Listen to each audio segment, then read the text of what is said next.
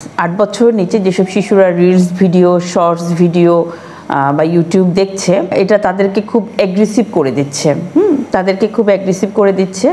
দ্বিতীয়ত তাদের এই যে খুব দ্রুত চেঞ্জ হয়, এই যে চেঞ্জিং ভিডিও, একটার পর একটা চেঞ্জ হচ্ছে, এটার যে ধারণ ক্ষমতা বা এই চেঞ্জিং ভিডিওটা তাদের ব্রেইনটা অতটা ডেভেলপ হয় না এটাকে বোঝার জন্য বা এটাকে ধারণ করার মতো।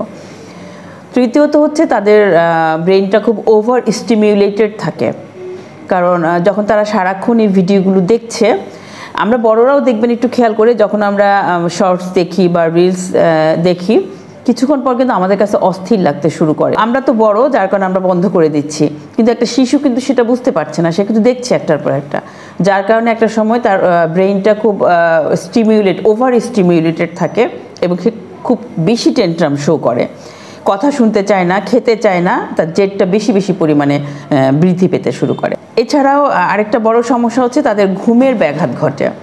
ইদানিং অনেক প্যারেন্টস আসেন আমাদের কাছে, যারা বলেন যে ম্যাডাম আমার বাচ্চা ঘুমায় না ঠিক মতো।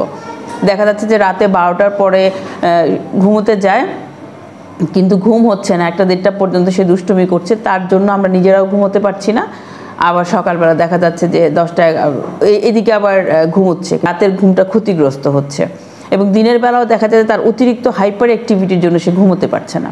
তাদেরকে বয়স উপযোগী এইজ অ্যাপ্রোপ্রিয়েট ভিডিও দেখানো উচিত, এবং সারা দিনে আমরা একটা রুটিন করে দেব স্ক্রিন টাইমে, যে কতটুকু সময় সে দেখবে এবং দিনে কতবার দেখবে। এটা অভিভাবক হিসেবে আমরা রুটিন তৈরি করে দিলে তাহলে এই ইন্টেন্সিটিটা কমে আসবে, এবং তাদের এই যে রিলস ভিডিও দেখার যে প্রবণতা বা ট্রেন্ড দেখা যাচ্ছে ইদানিং শিশুদের মধ্যে, এটা থেকে অনেকটাই তাদেরকে আমরা দূরে সরিয়ে আনতে পারবো। তো সেক্ষেত্রে অবশ্যই আমাদেরকে একটা সুন্দর হোম রুলস তৈরি করতে হবে।